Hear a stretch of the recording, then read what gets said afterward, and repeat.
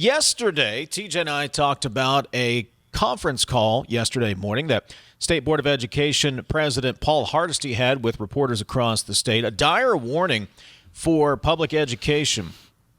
Student enrollment is down considerably. Student enrollment continues to decline. We could have more school closures. Something needs to be done with the school aid formula.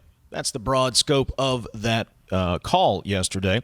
We talked about it a little bit on the program. Also in on that call yesterday were the Capitol reporters, MetroNews statewide correspondent Brad McElhinny. Brad, good morning. Good morning.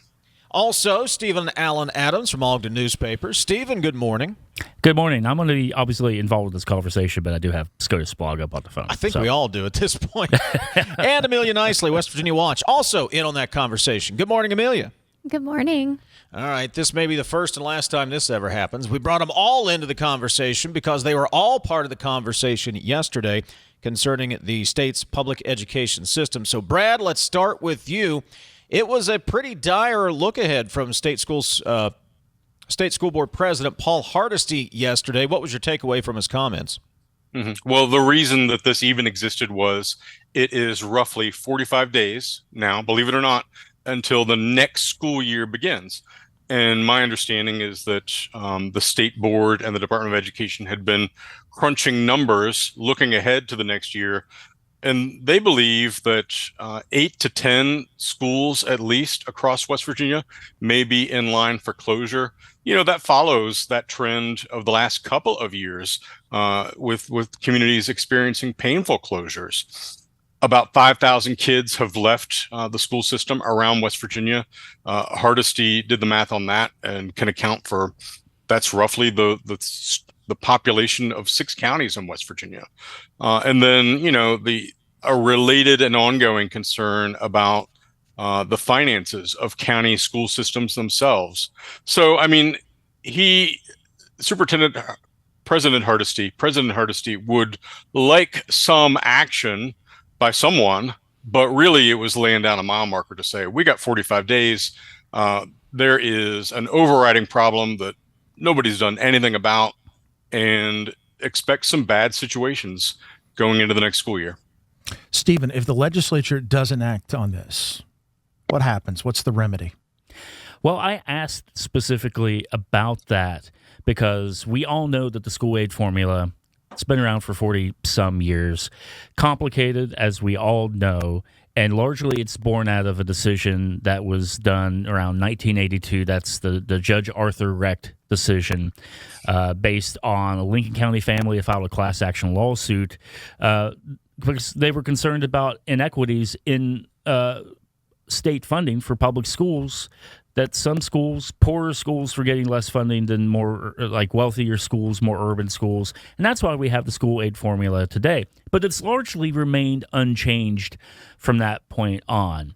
And I asked President Hardesty, well, if the legislature and the governor don't act on this, I mean, are we going to see something similar?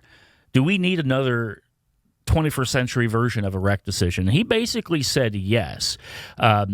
Almost begged for someone to bring a lawsuit to do it, because I do think while he has faith in the education chairs, Amy Grady on the Senate side, Joe Statler on the House side, he is very skeptical that the legislature as a whole really wants to tackle the subject. He doesn't think that they've fully grasped the problem, despite the fact he's running around trying to say the sky is falling for the last couple years. And I do think the only solution he sees is probably a legal one where you have a similar judicial decision saying you will create a new system, and that's probably the only way it happens. Amelia, let's bring you into the conversation as well. The politics of this, is there the will to make what feels like wholesale changes to whether it's the school aid formula or the public education system as it stands today? Based on what we saw this last session, I would say no. I mean, we came into this last legislative session in January hearing that updates to the school aid formula were in the top priorities. And as session went on, it just became pretty evident that nothing was going to happen. And then at the end of session, the last day, we had a bill that was going to add couple $1,000,000 to special education funding, which is a whole other issue that is bankrupting schools.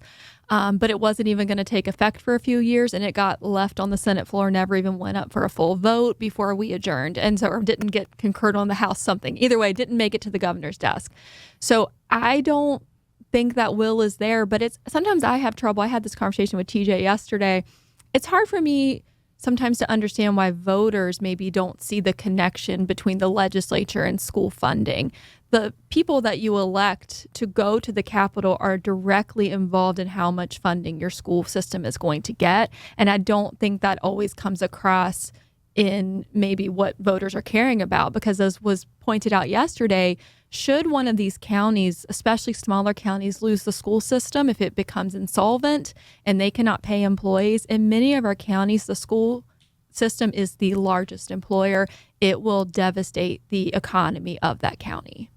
Brad, talk to us about what may have to change outside of just the school aid formula. I mean, look, it's not like we have a pot of money somewhere so we can just change the mathematics of the formula and make people whole. It's a funding issue overall. And then we talk about economic density in these counties. We talk about occupancy in some of these buildings, schools with, 40% capacity. I mean, the counties are going to have to make some changes here too. It can't just be all about the formula, right? Well, I think that's right. I read the comments and I see people say that we need to reduce the number of county school systems. Why do we need 55? Of all things, they say, let's go back to the RESA system, the Regional Education Support Agencies, which were controversial because of their very existence. Now we'd like them back. People say, let's reduce the administrative overhead. I mean, those are certainly ideas worth exploring. What kind of political consensus it might take to get them done, I think is in question. And also, I personally don't really have a handle on what the math of that is. Those are worthy ideas. Even if you did them, would they take care of the millions of dollars in problems in handling what is, an expensive school system? A reporter roundtable this morning: Brad McElhinny, MetroNews statewide correspondent, Amelia Knisely, West Virginia Watch, and Stephen Allen Adams from Ogden Newspapers joining us this morning talking public education. They were all on a call with the state school board president. Boy, I've almost called him superintendent 3 times now. School board president Paul Hardesty yesterday. Stephen, when it comes to these changes we're talking about, we have a blueprint. Rand Corporation did a study and an analysis and laid out action items to take to address these problems. We spent 6 figures on it. It's just sitting there. Why are we not doing something with it? Well, good question. I mean, this is not a new issue. I mean, and I think we had talked earlier this week about the most recent interims up in Canaan Valley and the meeting that the Joint Education Committee had, laying out once again how the 7-step school aid formula works, which, again, you have to have constant explanations of this thing that's so complicated. Perhaps it's too complicated and needs to be changed. We've heard these tales. We've seen reports on this stuff, including the most recent Rand Committee report and Rand Corporation report. And keep in mind, I mean, we talk about the school aid formula. It's not the only way counties get funding. They have their own taxes and levies and bonds that go into the county school systems. And keep in mind, your county school systems, your county boards of education, they're elected. The state board of education is appointed by the governor. A little more insulated from the politics of it than your local county school board. There's so many factors that go into this process, which is why maybe we need to do a full overhaul and change. Now, as a reporter, I'm not advocating for that, but I am kind of expecting to hear some creative things from lawmakers and officials, and I'm not really hearing anything yet for how we do that. Would the Rand Corporation report be a good first step? it'd be better than nothing. But like you said, we left it sitting on a shelf literally right before the session started.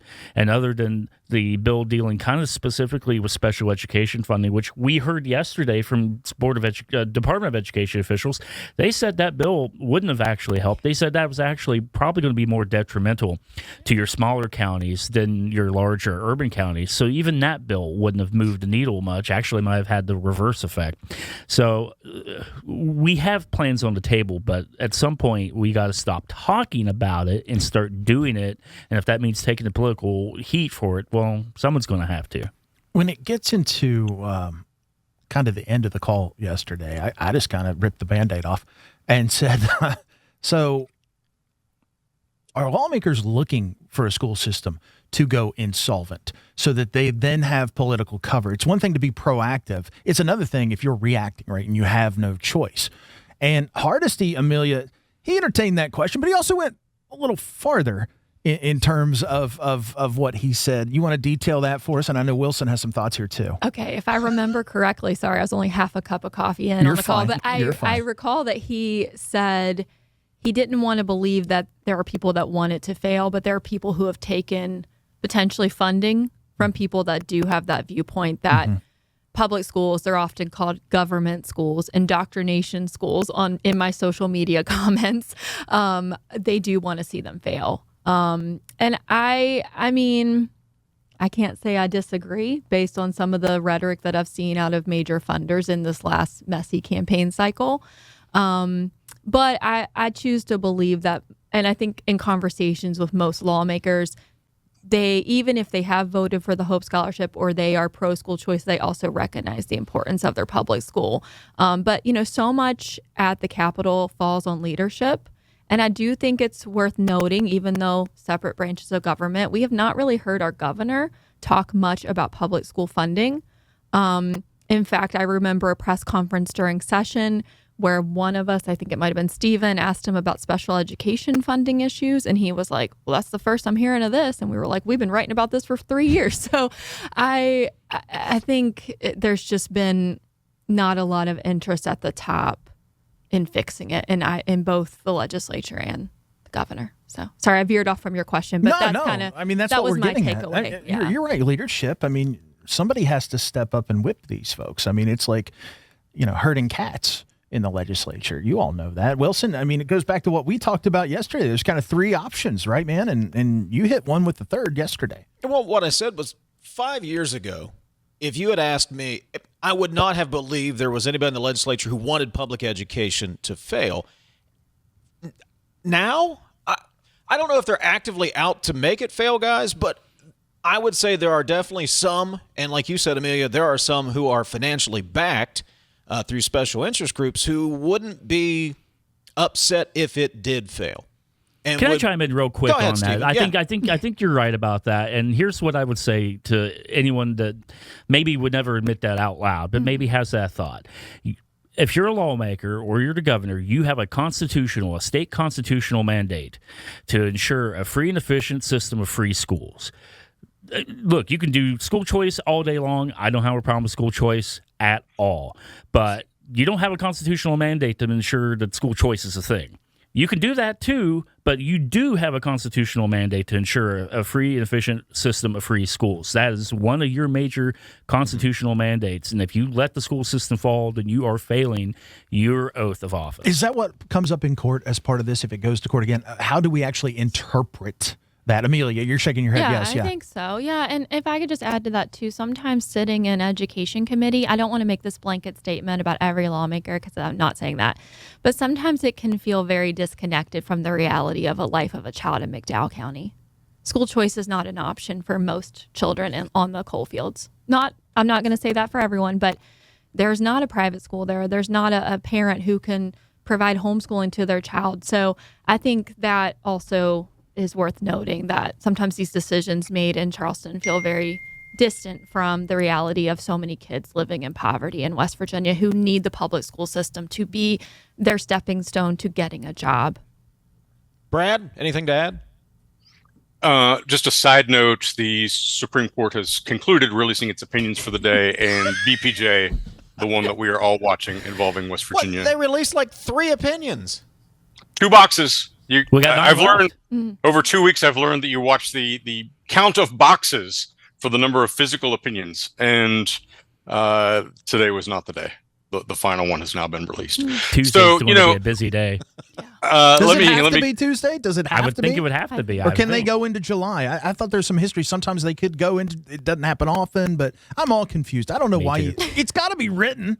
I mean, right? It's not. You would think. See you next Shoulder week. shrug. I'm shrugging. I'm doing the shrugging emoji. There may be a release date tomorrow. That is possible. So here's one thing I would make note of.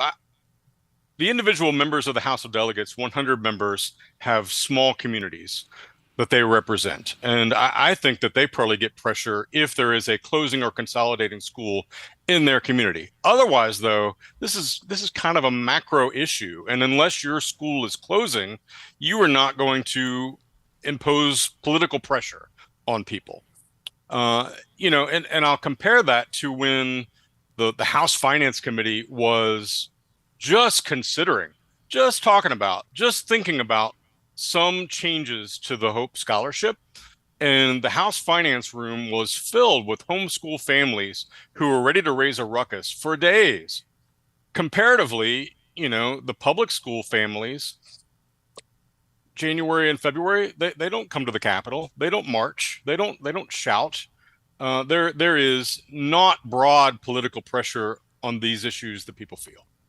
MetroNews statewide correspondent Brad McElhinny, Ogden Newspapers Stephen Allen Adams, and West Virginia Watch's Amelia Knisely. Well done, guys. We might just do this again someday. Bring coffee. Thanks, guys. Yeah. Appreciate it, guys.